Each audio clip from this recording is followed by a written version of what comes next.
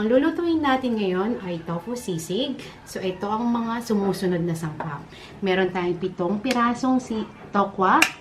Meron tayong 4 to 5 spoon ng mayonnaise.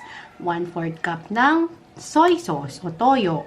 Meron tayong 5 pirasong siling haba. Pero, depende po sa inyo kung ilang pirasong sili ang gusto nyong ilagay o kailangan nyo.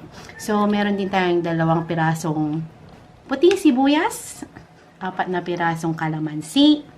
Para po mas malasa, gumamit po tayo ng, pag wala po kayong butter, meron naman po tayong margarine. Mga 3 spoon po ng margarine. Tapos, 1 spoon or 1 kutsara ng pamintang pino. At syempre, yung mantika na gagamitin natin para sa pagpriprito ng ating tokwa. Ganito po ang paghiwa sa ating tokwa bago po natin iprito. Hatiin po sa gitna, then pag nahati sa dalawa, hatiin uli natin sa gitna. Yung 1 piraso, ganun din. Pareho lang po. Ganyan. So, may 4 na piraso po tayo para sa 1 tokwa bago natin iprito. Pag mainit na po ang ating mantika, pwede na po natin ilagay ang ating tokwa.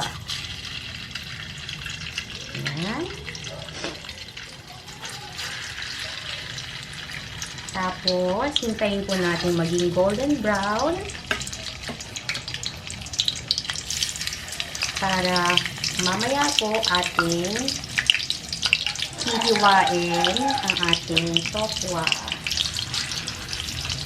Pag ganito na po ang itsura ng ating tokwa, pwede na po nating hanguin at ready na po ito para sa ating paghihiwa.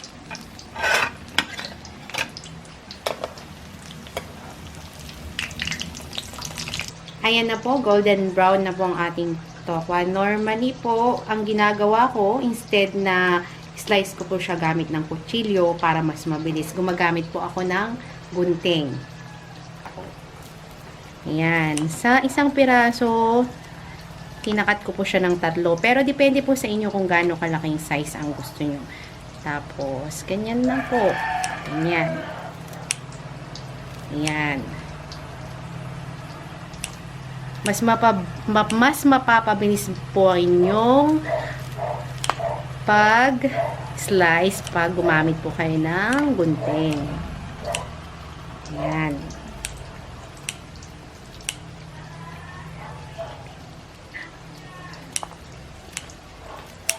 Ayan. Nahiwa na natin ang ating tokwa ng ganito. Pwede natin na siyang igisa. So, una, lalagay natin ang ating margarine or butter. Pag may budget po kayo, kung gusto nyo gumamit ng butter, so, pwede nyo naman po yun. So, since ang tawag po sa atin is nanay budget recipe, so, ang ginagamit po natin is kung saan po tayo makakamura or makakatipid. Yan, hintayin lang natin matunaw ang ating mantikilya. So, pwede na po natin ilagay ating sibuyas.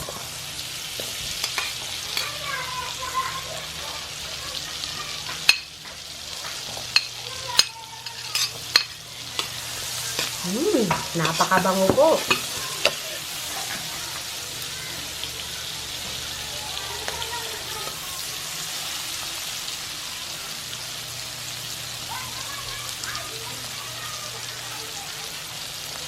So, after po niyan, pwede na po natin isunod ang ating sili.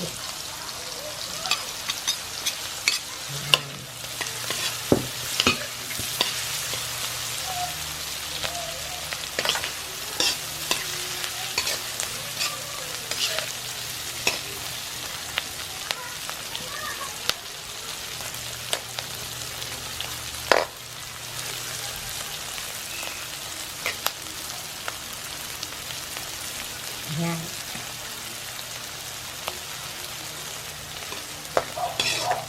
So, sunod na po natin ang ating nahiwang tokwa. Haluin po natin.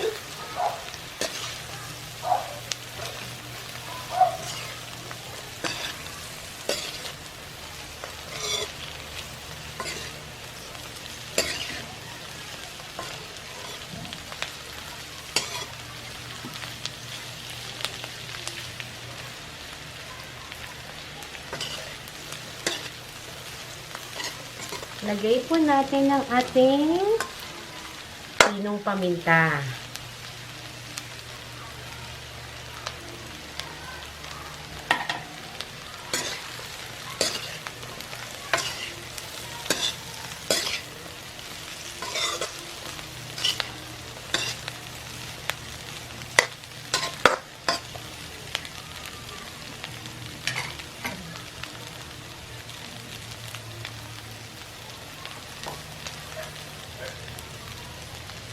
Sunod po ang ating toyo.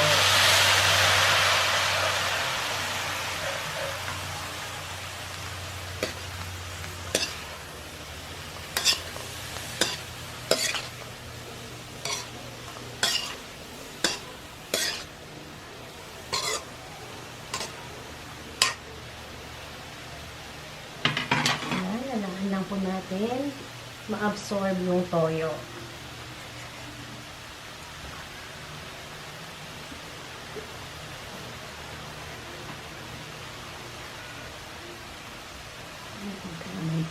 Ngayon po, isunod po natin yung kalamansi.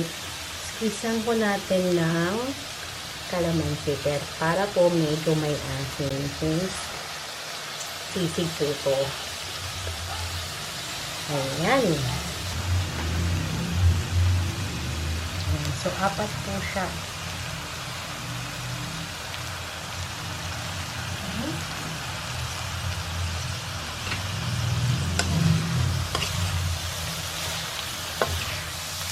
Nako, pwede hindi lang po pang ulam, pwede rin pong pang pulutan.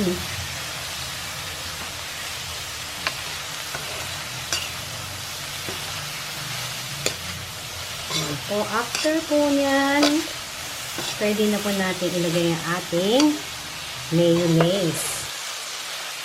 Para po, maglalaban po ang kanyang alat, asin, at manamis-namis dahil po sa ating mayonnaise.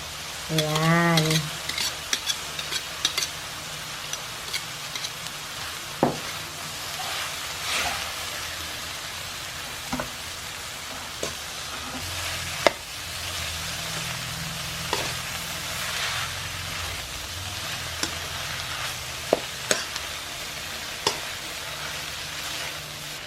Ayan na po ang ating tofu sisig.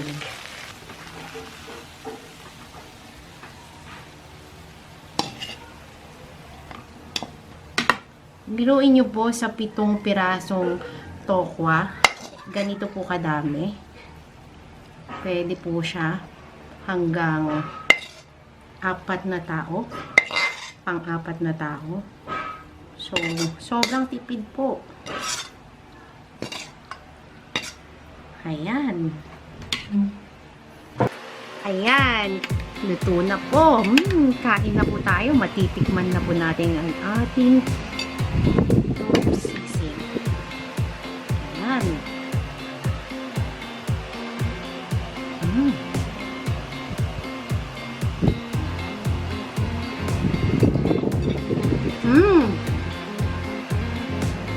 Napakalinamnam po. Napakasarap.